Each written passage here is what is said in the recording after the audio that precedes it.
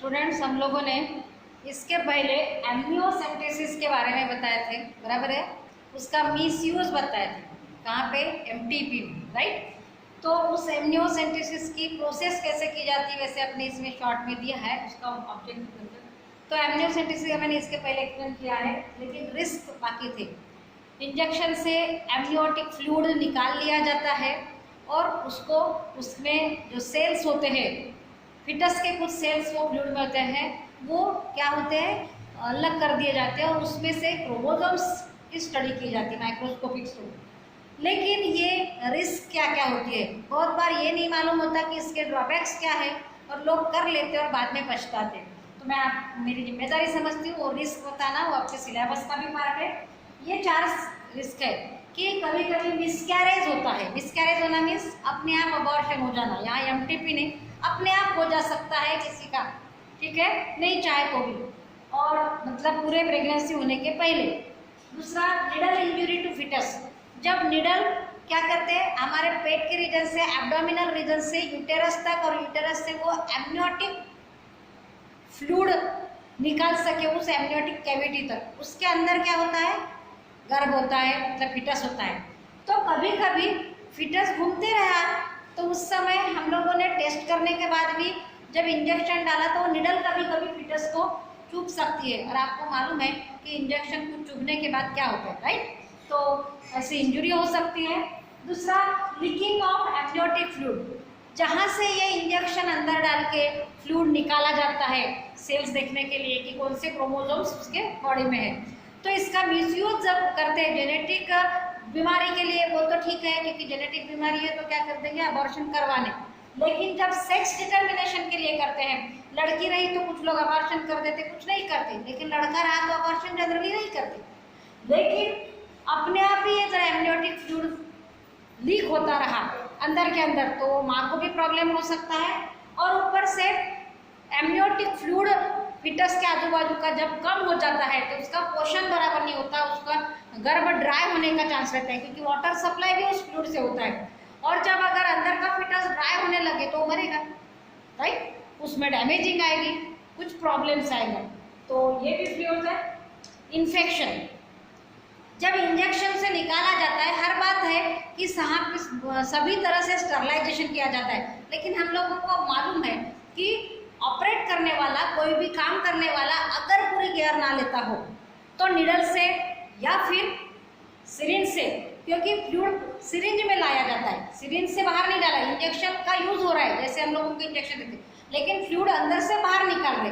लेकिन जब निडल चुभाई जाती है तो उस निडल में अगर कोई माइक्रो ऑर्गेनिजम्स लगे हो तो इन्फेक्शन भी हो सकता है।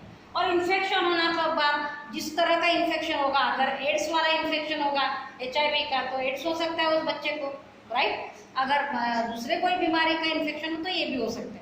और अंदर वाले बच्चे को इन्फेक्शन होगा तो उसकी हेल्थ के लिए प्रॉब्लम हो सकता है, उसका जो भी है।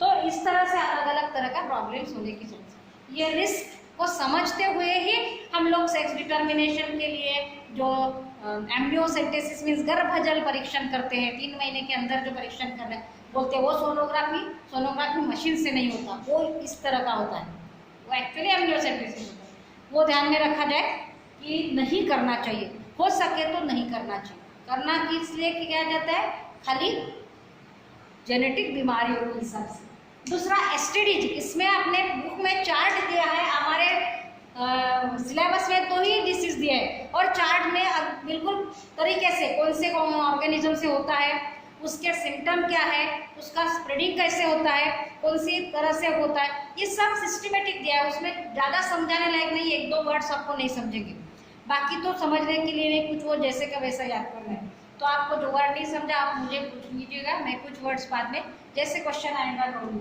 क्योंकि ये सिस्टमेटिक दिया है। तो सिफिलिस के लिए अलग और गनोरिया के अलग कंपैरेटिवली दिया है, तो जिसके लिए क्वेश्चन पूछा जाएगा उसका अलग। कुछ सेम है, जैसे इनके इफेक्ट्स, परिणाम जो है वो सेम है, सिम्टम सेम नहीं, लक्षण सेम नहीं, लेकिन उसके परिणाम सेम है। मैंने मराठी में कुछ फोटो डाली हूँ, ठीक है, वो एड्स वाले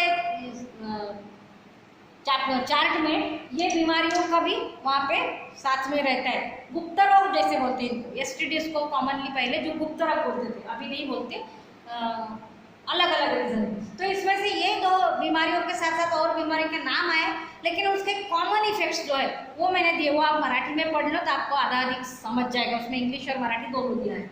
और उसके बाद जो डिफिकल्टी राहत को ही पूछना है, नहीं तो ये दो बीमारियां हमारे सिलेबस में ठीक से दी। उसके बाद वाला टॉपिक है इनफर्टिलिटी। इनफर्टिलिटी मीन्स औरतों में बांझपन और आदमियों में क्या बोलते हैं, नपुंसकता, मतलब बच्चे ना होना। तो बच्चे ना होने के अलग अलग रीजंस मैंने आप लोगों को रिप्रोडक्टिव सिस्टम से संबंधित, हार्मोनल कंट्रोल से संबंधित बताई हूँ इसके पहले, राइट। मेल में फीमेल में दोनों में, स्पर्म के संबंधित, सीमेन के संबंधित और रिप्रोडक्टिव सिस्टम के स्ट्रक्चर से संबंधित, ब्लॉकेज से संबंधित कुछ बातें मैंने एक्सप्लेन की है। तो जो अलग अलग रीजन है उसके साथ साथ और भी कुछ रीजन याद देने हैं। PCOS, PCOS means polycystic, P means poly, C means cystic ovary syndrome. किसी किसी के ओवरी में, यूटेरस में, सर्विक्स में, यहाँ ओवरी वर्ड ये दिया है, फिर भी ओवरी में कुछ गठाने आती है, छोटे छोटे फोड़े के टाइप हो जाता है, वो छोटे छोटे फिर बढ़ने लगता है।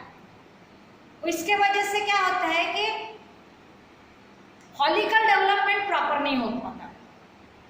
अगर यूटेरस में ये सिस्ट है तो गर्भ का डेवलपमेंट प्रॉपर नहीं होता, क्योंकि ये भी एक जिंदा सेल्स का फोड़ा है, गठन है, बराबर है।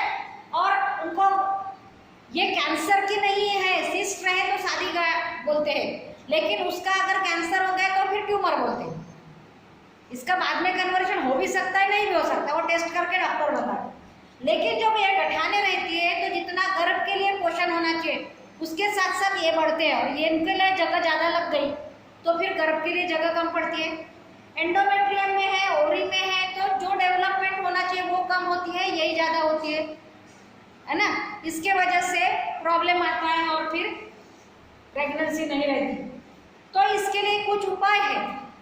पुराने ज़माने में जब तक इसके लिए कोई कायदा नहीं था, मेडिकल डिपार्टमेंट से संबंधित उसमें कुछ रिसर्चेज नहीं हुए थे, तब तक एक तो बच्चा अडॉप्ट करो, मतलब दत्तक लो, या फिर बिना बच्चे के रहो, निपुत्रिक रहो।